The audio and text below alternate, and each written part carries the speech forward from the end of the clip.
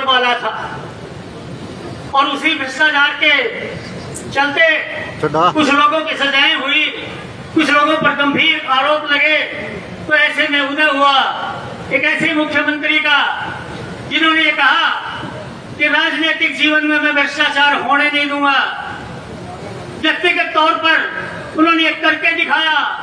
माननीय मनोहर लाल जी, जब इस हरियाणा प्रांत का इतिहास लिखा जाएगा, इस देश का इतिहास लिखा जाएगा, तो उसमें ये बात आएगी कि ऐसे समय में जब हरियाणा का बोलबाला था, एक ऐसा मुख्यमंत्री हुआ जिसने भ्रष्टाचार को खत्म किया, जिसने और 8 साल राज्य किया।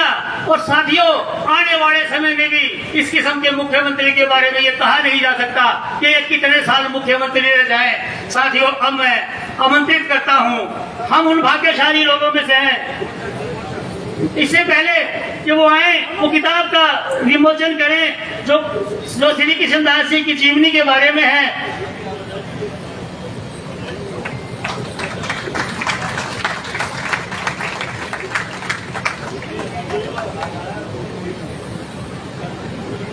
ईमानदारी की मूर्ति हरियाणा के लोगों के दिल में बसने वाले आदरणीय मुख्यमंत्री महोदय मनोहर लाल जी आए और आपको दिशा निर्देश दें। मनोहर लाल जी।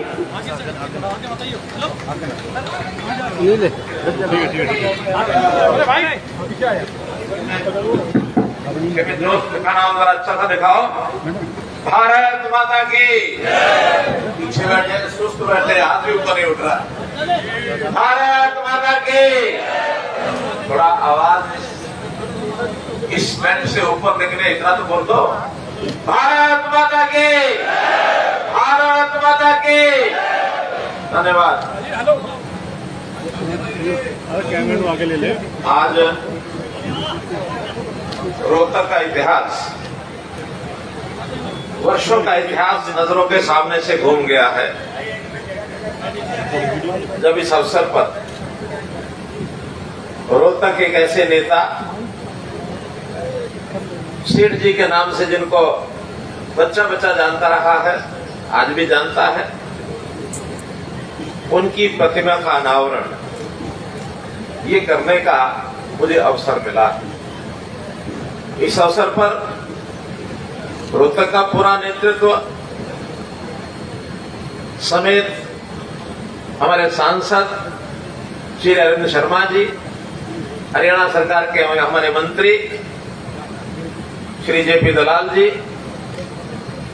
हमारे यहाँ के स्वयं मेयर हैं मनमोहन गोयल जी, जो इस कार्यक्रम के मुख्य रूप से आयोजक बने हैं। मेयर हमारे पधारे हैं यमुनानगर से मदन चौहान जी,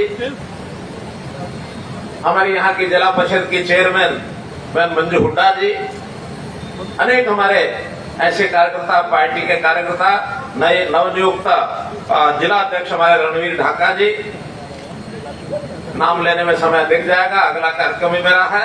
जिनका नाम बोला वो सब जी, जिनका नाम नहीं बोला वो सब जी।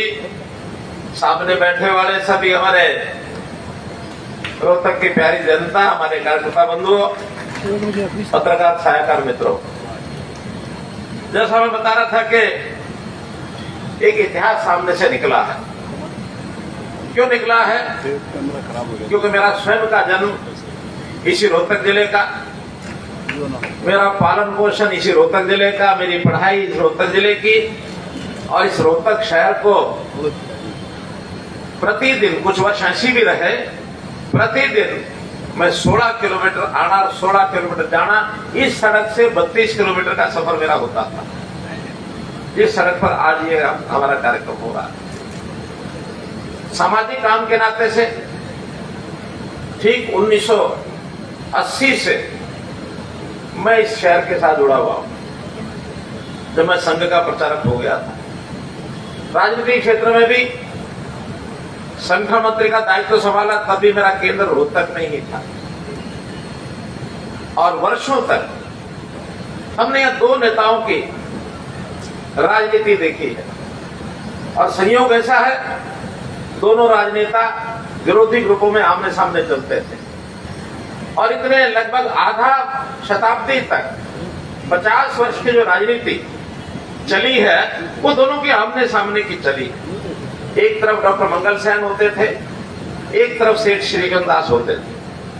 बचपन में भी हम सुनते थे, सेठ जी के प्रति बहुत सी बातें उस समय हमारे ध्यान में आती थी, और मुख्य रूप से जिस समाज सेवा का जुनून उनको था, जिसके कारण से उनको पद्मश्री मिला, ये बात बहुत अनुकरणीय उस समय भी लगती थी। आज भी जब उनका इतिहास जानते हैं जो लोग, उनको लगता है कि समाज सेवा भी राजनीति का एक हिस्सा हो सकता है। लोग इतिहास में हुए हैं जिन्होंने राजनीति और सेवा ये साथ साथ चलाई है। इस अंत्योदय की बात हो रही है। पंडित दीनदयाल जी उपाध्याय ने एक विषय सामने रखा था कि सुखी समाज की कल्पना यदि आप करते हो तो समाज का वो गरीब व्यक्ति, वो पिछड़ी बस्ती का व्यक्ति, वो ऐसी जाति में जन्मा जो अजाति यानी पिछड़ी हुई कही जाती है, अनुसूचित जाति कही जाती है, ऐसे इलाकों में रहने वाले गरीब परिवार या किसी सामान्य जाति में भी गरीब परिवार किन्हीं कारणों से पिछड़ा है, तो सबसे पहले जब तक आप उसकी चिंता नहीं करोगे, उसको नहीं उठाओगे, उसको अपने बराबर लाने की कोशिश नहीं करोगे, तो सुखी समाज की कल्पना नहीं कर सकते। मित्रों, अगर आपको समाज को सुखी करना है तो सेवा के माध्यम से, चाहे सरकार में है चाहे सरकार से बाहर है, इन कामों को यदि करेंगे एक सुखी समाज बनेगा, निश्चित बनेगा। और मैं तो अब व्यक्तिगत अनुभवों से ये कह सकता हूं कि एक बहुत बड़ा एक कारगर उपाय है, क्योंकि मैंने सत्ता संभालते ही तो ठीक 14 में ये तय किया था, पहला नारा दिया था, हरियाणा एक, हरियाणा में एक। आपस में हम मत भिन्नता न रखें, ये उस जाति का है, इस जाति का है, ये जातियों के आधार पर, और लीडर आगे लगते हैं, जातियों को पीछे लगाते हैं, और फिर कहीं ना कहीं दलों में शामिल होकर के उन जातियों का गुण था जो सबको साथ लेकर भी चलते थे।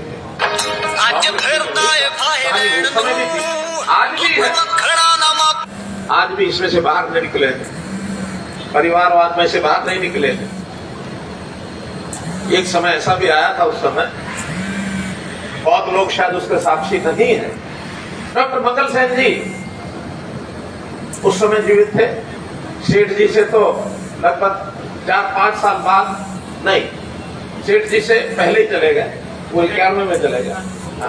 तो सेठ जी उस समय एक्टिव थे, और डॉक्टर मंगल सेन जी से जब उस समय चर्चा होती थी तो डॉक्टर साहब का मत ये भी था, अरे भाई सबको लंबे तो चलना नहीं होता, कोई तरीका ऐसा निकाल लें कि हम सेठ जी को अपने साथ ले आए। ये चर्चाएं उस समय चला करती थी डॉक्टर साहब के सब। लेकिन राजनीति होती है, उस समय की बातें।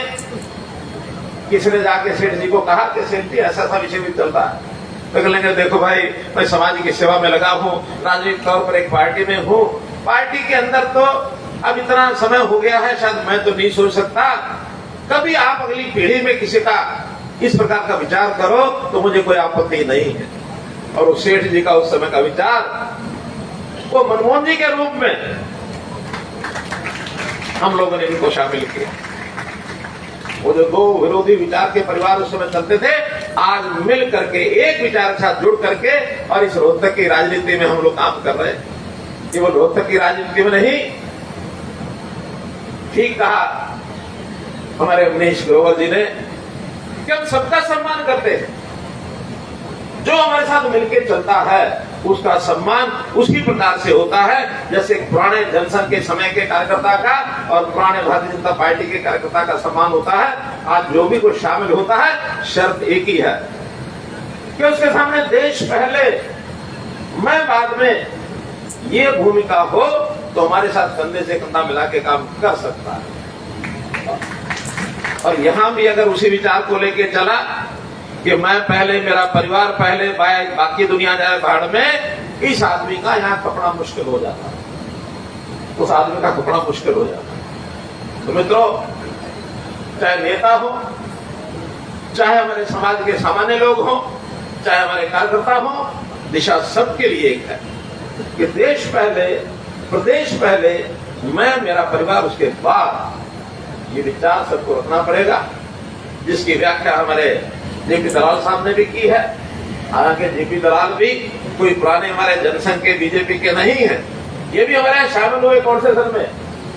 1910-12 साल हो गए, 14, आज 9 साल हो गए।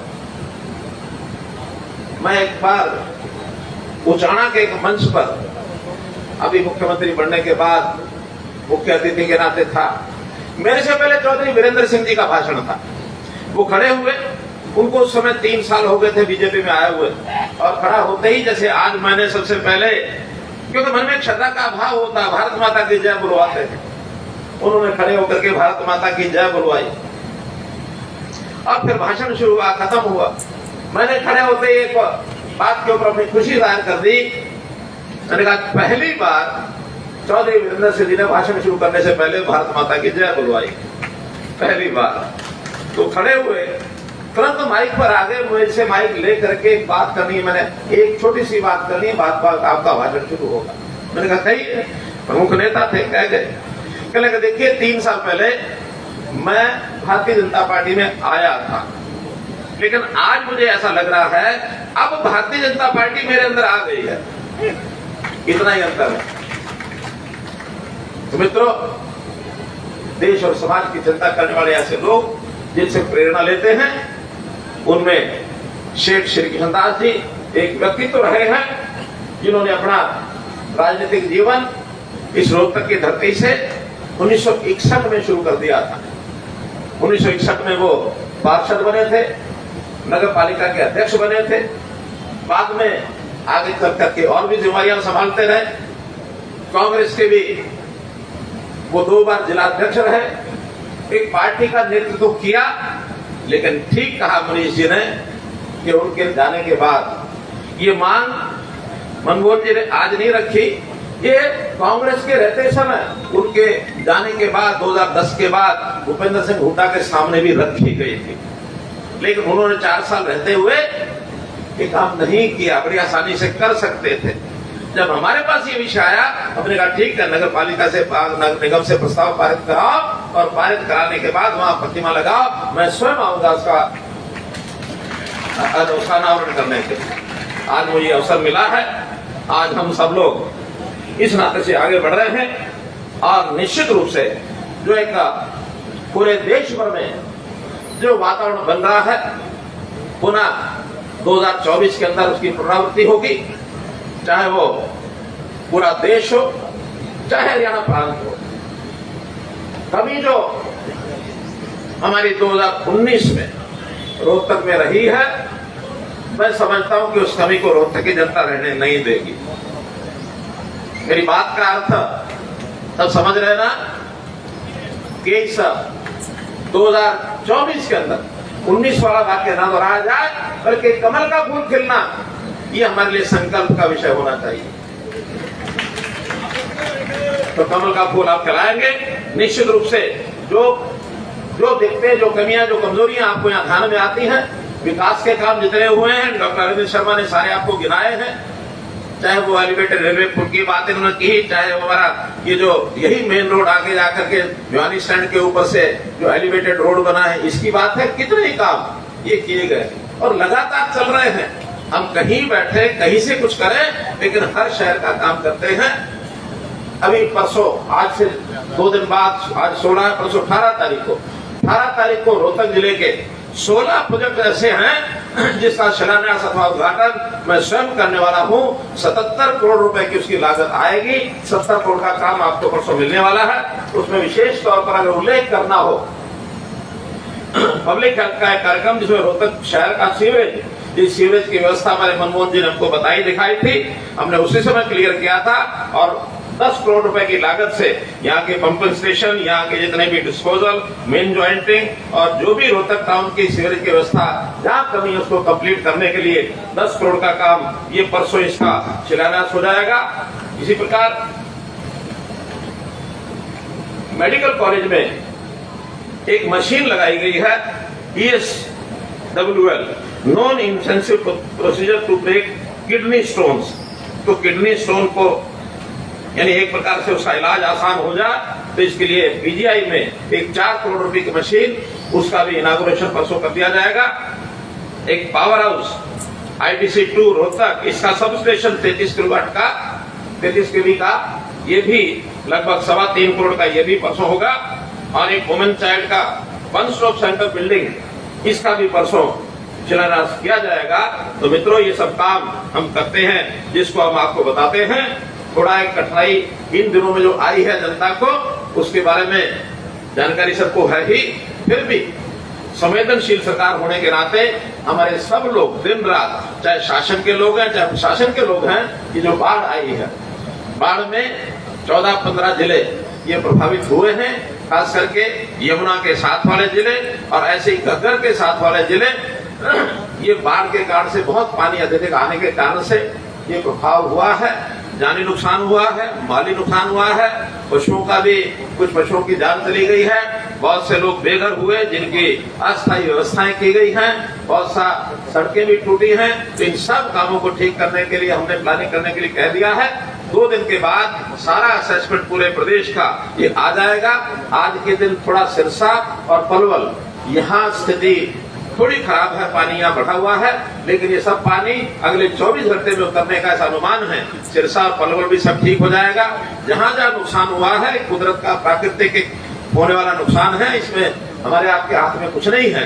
केवल इस पर कुछ नेता आसपास के प्रदेशों के जो राजनीतिक तौर के ऊपर भाषणबाजी करते हैं, ये राजनीति करने का समय नहीं है। इस आपदा में सबको मिल करके और हमको काम करना चाहिए।